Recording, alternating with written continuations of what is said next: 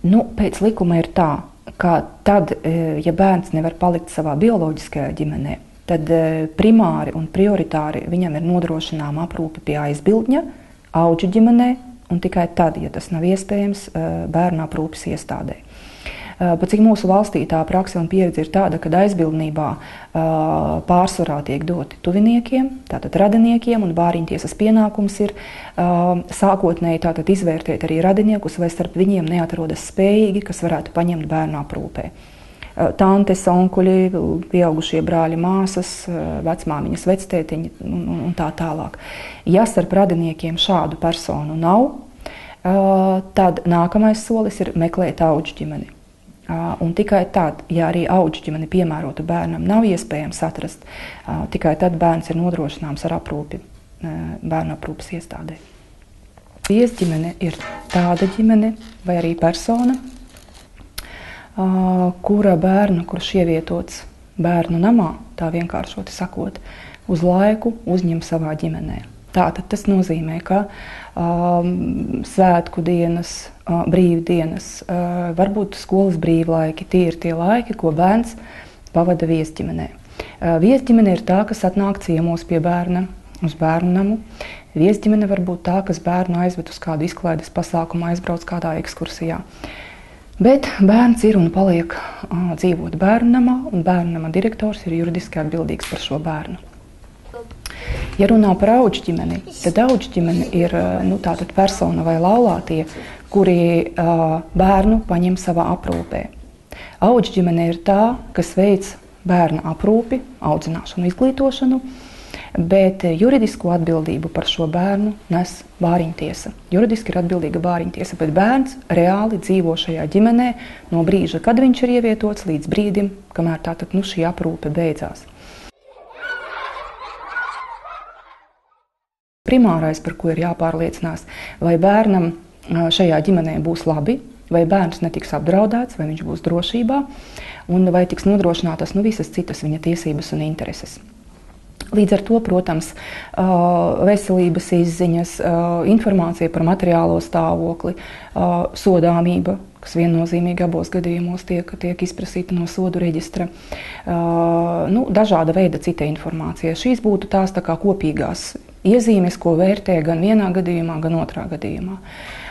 Tas atšķirīgais, kas ir, tas tomēr ir personas motivācija, ar kādu mērķi cilvēki vēlas kļūt par viesģimeni vai par audžu ģimeni. Un šī motivācija ir ļoti būtiska tieši ar to iezīmi, ko es minēju sākumā. Vai mēs kā ģimene esam gatavi sniegt atbalstu bērnam, kurš dzīvo bērnu namā, vai tomēr mēs vēlamies, lai bērns dzīvo mūsu ģimenē, un mēs pilnā apmērā rūpējamies tātad par viņa labklājību. Galvenais bija palīdzēt, lai tas bērns normālā vidē aug, lai viņš harmoniskā vidē aug, lai viņš redz, kas ir normāla ģimene, ka mamma, tētis un savēji apkārt to drošumu sniegt viņam. Šis lēmums noteikti nebija nekas tāds pārsteigums, ne priekš manis, ne kaut kas tāds diži, kas mainītu manu dzīvi, jo mums pašiem ar vīru ģimenē ir 9 bērni, un tā kā jau 4 pašreiz ir pilngadīgi, tad pieņemt ģimenē vēl kādu bērnu, tas likās tikai dabīgi. Kad citi izaug un tā vietā, tā kā es sēžu mājās ar viņiem, tad mēs nolēmām arī citiem bērniem dot iespēju dzīvot ģimenē. Ja tas tiešām ļoti svarīgi bērnam ir. Tā kā principā tas būtiskais, svarīgākais, kas cilvēkiem būtu jāsaprot, ko īsti es gribu. Ja es vēlos adoptēt bērnu, tad ir skaidrs, tātad es eju uz bāriņtiesu un saku, es vēlos adoptēt bērniņu, bāriņtiesa sāk šo te adoptētāja izvērtēšanas procesu, kas ir ilgst līdz 6 mēnešiem, kur ir arī psiholoģiskā izpēte un šīs motivācijas noskaidrošana. Bet, ja es gribu būt audžu ģimene, tātad es paņemu bērniņu savā aprūpē, un tad, ja viņam atrodas piemērota cita ģimene, adoptētāju ģimene, es šo bērniņu arī palaižu, attiecīgi tam sagatavojot savu iespēju robežās. Ja es esmu viesģimene, tātad es esmu gatava uz to, kad es paņemu bērnu uz ļoti īsu laiku, pavadam kopā laiku un atgriežu bērnu atpakaļ bērnamā. Jo mēs reizēm bažījāmies, teiksim, skatoties bāriņtiesu lietas, ja, ka tas drusciņi reizēm varētu būt kā tāds izmēģinājuma ceļš. Es paņemšu, paskatīšos, ja man izveidosies ļoti labi, nu ja nē, tad nē. Bet šīs situācijas reizēm nonāk, kā es minēju, ļoti svārstīgā stāvoklī. Īsti gatavs neesmu adoptēt, bet es arī palaistu šo bērnu neesmu gatavs. Nu, tad tas ir liekās problēmas, liekie stresi un pārdzīvoja gan šai ģimenei, gan, protams, nenoliedzami arī pašam bērnam. Sākumā bija tāda stingra pārliecība, jā, forši viņš mums aug, viņš atnāks vecāku, mēs viņu atdosim, viss būs kārtībā, bet nebija tas tā kārtībā, kā es iedomājos. Tiešām mums bija ļoti grūti to soli spērt un tā kā pieņemt, ka viņš tagad... Mēs zinām, ka viņš nav mūsu bērns, bet vienalga mums bija grūti pieņemt, ka viņš tagad tā kā aiziet. Mēs zinām, ka viņam būs labi viss. Bet jā, ir tā pieķeršanās, tomēr tur neko nevar padarīt. Ja runā vēl varbūt par tādu lietu kā atbalsts gan audžu ģimenēm, gan viesģimenēm, gan arī adoptētājiem, tad ir gan valsts apmaksātās psihologa konsultācijas visos Latvijas reģionos, gan arī atbalsta grupu darbs. Atbalsta grupas, kuras vada profesionāls psihologs, valsts apmaksāts, un šeit ir tikai cilvēku vēlme vai nevēlēšanās apmeklēt šīs atbalsta grupas un atbalsta grupā dalīties gan ar savu pieredzi, kas noderēs citam, gan risināt sev sasāpējušus jautājumus, psihologa vadībā. Valsts atbalsts ir 80 lati mēnesī, neatkarīgi no tā, cik bērni audžu ģimenē ir ievietoti. Šī ir atlīdzība audžu ģimenei, un audžu ģimenei par šiem 80 latiem nevienam nav jāatskaitās. Tas ir viņu paldies no valsts puses. Liels vai mazs, tas ir cits jautājums. Savukārt bērna uzturam finansējumu maksā katra pašvaldība. Tātad, piemēram, ja ir Rīgas bērns, kurš ir ievietots, piemēram, Liepājas audžu ģimenē, tātad Rīgas pašvaldība būs tā, kas maksās savu noteikto summu šai audžu ģimenei bērnu uzturam. Un finansējums Latvijā diezgan atšķirās starp pašvaldībām, kāds tiek maksāts bērnu uzturam. Šobrīd ir noteikts ar janvāri tā, ka šī uzturnauda nevar būt mazāka par minimāli noteiktajiem uzturu līdzekļiem. Tātad tiem, ko, piemēram, viens vecāks maksāt otram, atkarībā no vecuma. Teiksim tā, vidēji ap 50 latiem, atkarībā no vecuma, kā es minēju. Tad, ja mēs runājam par augstāko summu, kas tiek maksāta bērnu uzturam, tad tie ir 180 lati. Pašvaldības izvērtē gan savas finansiālās iespējas.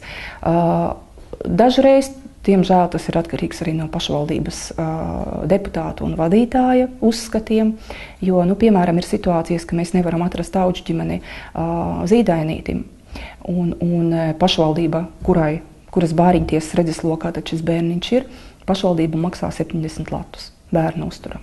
Un, ja mēs paskatāmies, cik maksā pamperi, cik maksā bērnu pārtika, tad, protams, būs grūti sameklēt audžu ģimeni.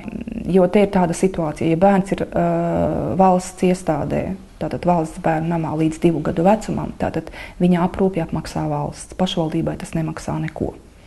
Ja pašvaldība šo mazo bērniņu vieto audžu ģimenē, tātad viņiem audžu ģimenē kaut kas ir jāmaksā. Un nereti, kur, kā es minēju, varbūt trūkst šīs izpratnes pašvaldībā par lietu kārtību un par bērnu interesēm, tad ir zināms spiediens uz bāriņtiesām, nekāda ģimene nekas te nenotiks līdz 2 gadiem, tad mēs domāsim tālāk. Ja?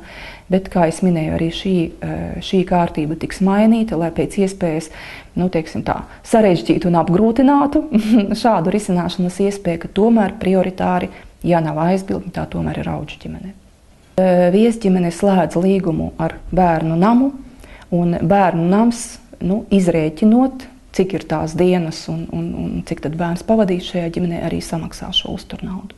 Tās ģimenes un personas, kuram šis viesģimenes status ir piešķirts pagājušā gadā, ir 144. Viesģimeņu skaits pieaug Latvijā. Protams, viņš nav varbūt tik intensīvs, kā, pieaug audžu ģimeņu skaits, bet tomēr tendence ir augt šim skaitam. Tā uz 11. gada 31. decembrī vispār Latvijā bija 585 audžu ģimenes,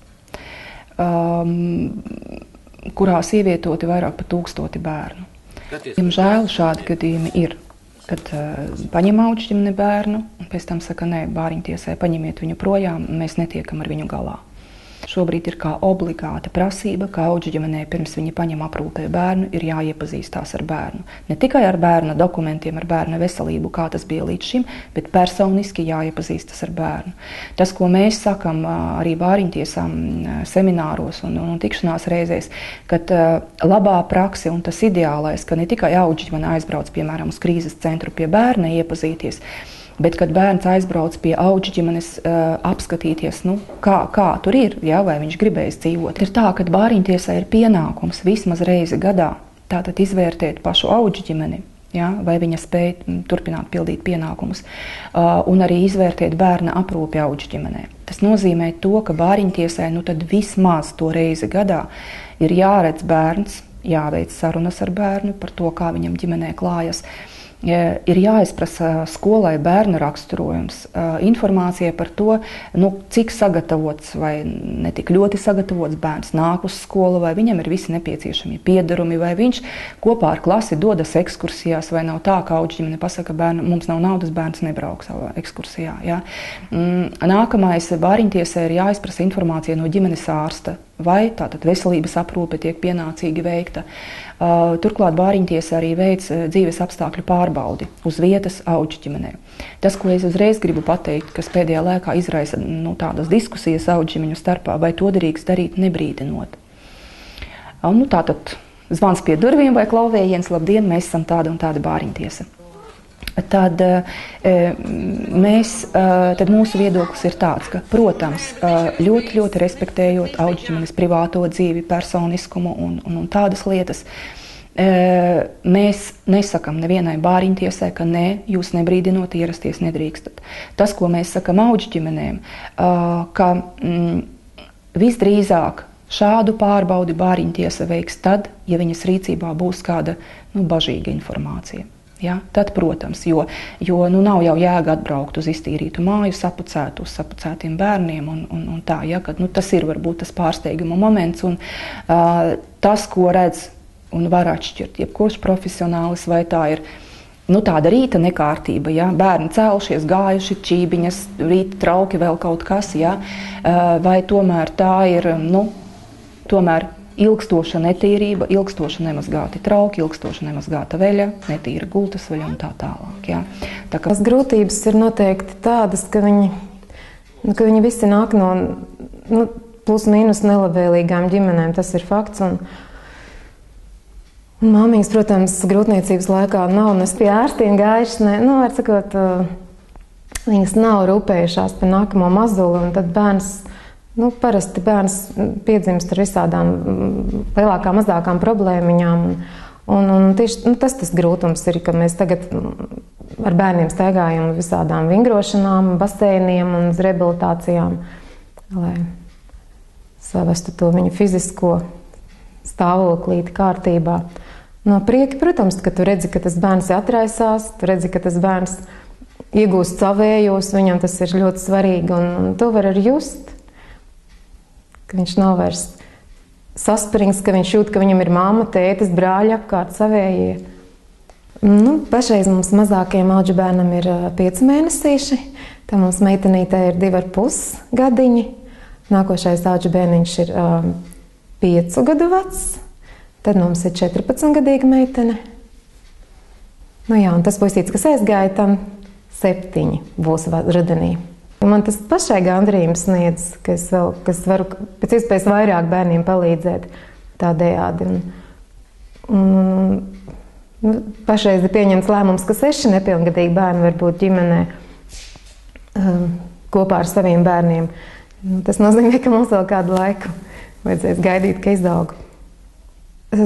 Pirms es gāju uz bāriņtiesu un tā kā darīju zinām viņiem savu lēmumu, mūsu ar vīru lēmumu, tad es atprasīju visus savus bērnus pašas, kā tas būs, kā viņi uztvers to, ka mums būs jādala mūsu māja ar vēl kādiem svešiem bērniņiem.